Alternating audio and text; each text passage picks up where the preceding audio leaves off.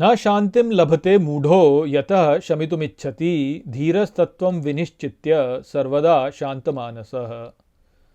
नमस्कार मित्रों। ये जो श्लोक है ये अष्टावक्र गीता के 18वें अध्याय का 39वां श्लोक है, जिसे हम आज गहराई से समझेंगे। तो आइए सबसे पहले इसके अर्थ को समझते हैं। तो जो श्लोक है वो कहता है, न शांतिम लभते मूढ़ो, अर्थात शांति का लाभ नहीं ले पाता मूढ़, यतः शमितुम इच्छति, अर्थात क्योंकि वह शांत होने की इच्छा करता है। धीरस्तत्व विनिश्चित्य, अर्थात धीर तत्व को निश्चित करके, सर्वदा शांत मानसः, अर्थात सदा शांत मन वाला रहता है। तो यहाँ पर अष्टावक्र जनक महाराज से कहते हैं कि जो मूढ़ होता है वह क्योंकि शांत होने की इच्छा करता है, इस कारण से शांति का लाभ नहीं ले पाता, जबकि जो धीर होता है वह तत्व का निश्चय करके, समझ करके तत्व को, वह शांत मन वाला ही सदा रहता है। तो यहाँ पर पुनः जो बात बताई जा रही है वह प्रयास को लेकर के ही है कि जब हम शांति का पाने का प्रयास करते हैं तो उस शांति को पाने के प्रयास में ही वास्तव में हमारे लिए अशांति उत्पन्न हो जाती है। तो क्योंकि ऐसा होता है, इस कारण से मूड होता है, जो कि शांत होने की कामना करता है, वह शांत नहीं हो पाता। जबकि जो धीर व्यक्ति होता है, जो बुद्धिमान व्यक्ति है, वह तत्व को समझ लेता है, और क्योंकि वह तत्व को समझ लेता है इसलिए वह सदा शांत ही रहता है। तो यहाँ पे जो बात है वो पुनः मैं वही कहूँगा, जैसे मैंने पिछले श्लोक के अंत में भी आपसे कहा था कि ये जो बातें होती हैं ये आपको अनुभव करनी होंगी, तभी आप इनके गहरे अर्थों को समझ पाएंगे। बिना अनुभव के आपको कोई ऐसे कह के बता नहीं सकता। आप सीख लेंगे परंतु वो बात जो है वो गहरे में घर आपके करेगी नहीं। परंतु यहाँ पे जो कहा जा रहा है वो यही है कि हमारा जो स्वरूप है वह वास्तव में स्वयं ही शांत स्वरूप है। हमको शांति पाने के लिए कहीं और जाने की आवश्यकता नहीं है, हमारे भीतर ही वास्तव में शांति है। तो हम जब जीवन में ये समझ लेते हैं कि हमारा स्वरूप जो है वह शांत ही है, और हम ने बेकार की बातों को लेकर के जो है अपने लिए अशांति उत्पन्न कर ली है, तो फिर हम जो है वो आलतू फालतू के जो प्रयास होते हैं उनको छोड़ देते हैं, और जैसे ही हम उनको छोड़ते हैं वैसे ही हम शांति स्वतः प्राप्त कर लेते हैं। जैसे देखिए, आपके जीवन में हो सकता है कि कुछ, सभी के जीवन में वास्तव में कुछ ना कुछ तो कारण होता ही है अशांति का है। अब अशांति का जो कारण है, हम कई बार ये सोचते हैं कि यार कोई व्यक्ति है जिसने हमारे जीवन में शांति कर रखी है, या कोई परिस्थिति है जिसने हमारे जीवन में शांति कर रखी है, और हम सोचते हैं कि यदि ये परिस्थिति या ये व्यक्ति हमारे जीवन से चला जाए तो हमको जो है शांति मिल जाएगी। परंतु जिस बात को हम नहीं समझते वो ये है कि वो जो अशांति हम अनुभव कर रहे हैं वो हमारे भीतर से ही उत्पन्न हो रही है। यदि हम स्वयं से शांति को धारण कर लें तो वो जो सामने वाला व्यक्ति है उससे उत्पन्न होने वाली अशांति जो है वो स्वतः ही समाप्त हो जाएगी। जैसे आप मान लीजिए कि गाड़ी चला रहे हैं सड़क पर, और आपके आगे एक जो है कोई व्यक्ति है जो कि जो है आपके रास्ते में आ रहा है बार बार, तो और आपको लगे कि यार ये व्यक्ति जो है इसने मेरे को परेशान कर रखा है, ये मेरे को आगे जाने दे रहा है ना पीछे जाने दे रहा है, और ना मैं इसे पार कर पा रहा हूँ। तो अब आप जो है अशांत होंगे ना, उसको लेकर के आप अशांत होंगे, तो आपको लगेगा तो ऐसा कि यार ये जो व्यक्ति है मेरे आगे जिसने मेरा रास्ता रोक रखा है ये मेरी अशांति का कारण है। परंतु वास्तव में वो बात नहीं है।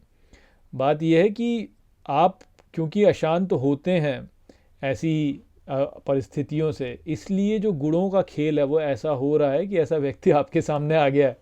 आपको ठीक करने के लिए भगवान ने जो है ऐसे व्यक्ति को आपके सामने भेज दिया है कि भाई इसको थोड़ा सिखाया जाए कि भाई कैसे शांत रहा जाता है। ऐसे समझिए आप इसको कि ये हमको जो लगता है ना कि यार ये परिस्थिति मेरे लिए उत्पन्न हो रही है और ये जो मुझे ये हट जाए तो मैं शांत हो जाऊंगा, परंतु वास्तव में ऐसा होता नहीं है। जीवन में जो है परिस्थितियां तो आती रहेंगी ऐसी जो कि आपको अशांत करेंगी। ये परिस्थितियां वास्तव में आती ही इसलिए हैं ताकि आपको सिखा सकें कि कैसे धैर्य सीखा जाता है, कैसे जो है शमन अनुभव किया जाता है। ये सारी बातें, ये सारी परिस्थितियाँ आती इसलिए, भगवान ये परिस्थितियाँ हमारे लिए भेजते ही इस कारण से हैं।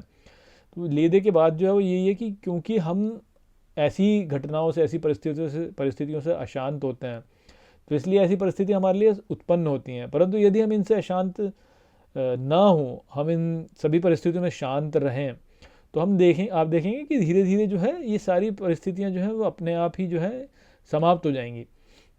कोई व्यक्ति आपको कुछ लेकर के यदि अनॉय करता है और आप यदि अनॉय होना बंद हो जाए तो आप देखेंगे थोड़े समय में वह व्यक्ति जो है उसकी जो स्थिति होगी या तो वो आपके जीवन से चला जाएगा या कुछ कुछ कुछ ऐसा हो जाएगा और आपके जीवन में शांति जो है स्वतः आ जाएगी।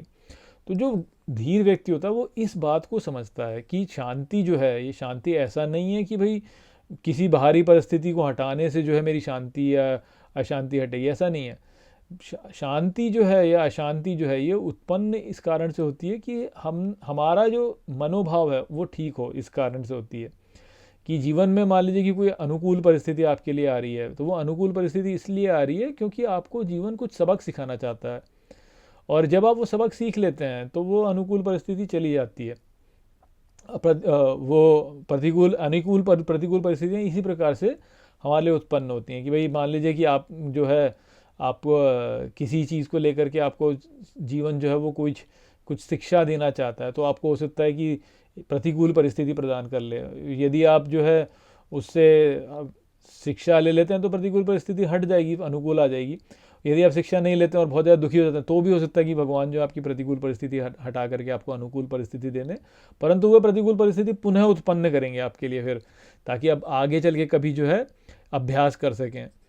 तो ये जो अनुकूल प्रतिकूल परिस्थितियाँ वो इसी प्रकार से उत्पन्न की जाती हैं हमारे लिए, और हमको लगता है कि यार ये हट जाए तो ठीक हो जाएगा, वो हट जाए तो ठीक हो जाएगा, लेकिन ऐसा कभी होता नहीं। आप जीवन में देख लीजिए कितना भी आपने कितनी बार ऐसा अनुभव किया होगा कि एक ही प्रकार की परिस्थिति जो है बार बार आपके लिए उत्पन्न होती है। तो बार बार क्यों उत्पन्न होती है? ताकि आपको सीख दे कि सुधर जाओ तो सुधर जाओ।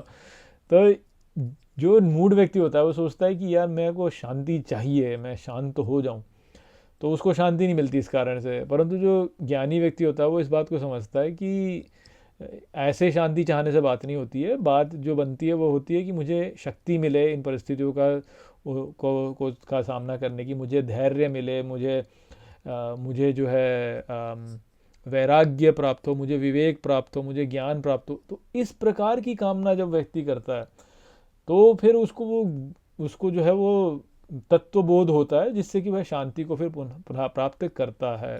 तो इसलिए जीवन में कभी भी शांति की कामना मत कीजिए कि मुझे शांति मिले। जीवन में यदि आप कामना करते हैं, यदि आप भगवान से प्रार्थना करते हैं कि मुझे कुछ मिले, तो ये मत बोलिए कि मुझे शांति मिले, बोलिए कि मुझे शक्ति मिले प्रतिकूल परिस्थितियों का सामना करने की, और अनुकूल परिस्थितियों में भी जो है बह ना जाने की शक्ति मुझे मिले, मुझे धैर्य मिले, मुझे वैराग्य मिले, मुझे शम दम ये सब मिले मुझे, जिससे कि जो है मैं प्रतिकूल परिस्थिति में भी शांत रह सकूं और अनुकूल परिस्थिति में भी शांत रह सकूं। क्योंकि हम जब अपने मन में कुछ नेगेटिव थॉट्स जिसे कहते हैं, जब हम नकारात्मक ऊर्जा को जब अपने मन में स्थान देते हैं, तो उससे बाहरी संसार में नकारात्मकता ही हमारे लिए बढ़ती है। परंतु यदि हम शांत रहें और मन में जो है नकारात्मकता को ना उठने दें, और यदि नकारात्मकता उठे तो उसकी उपेक्षा कर दें, तो हम धीरे धीरे जीवन में देखेंगे, जीवन में हम स्वतः ही शांति को प्राप्त करते चले जाएंगे। तो इसलिए शांति की कामना नहीं करनी है। कामना यदि करनी है तो कामना करनी है धैर्य की, धीरज की।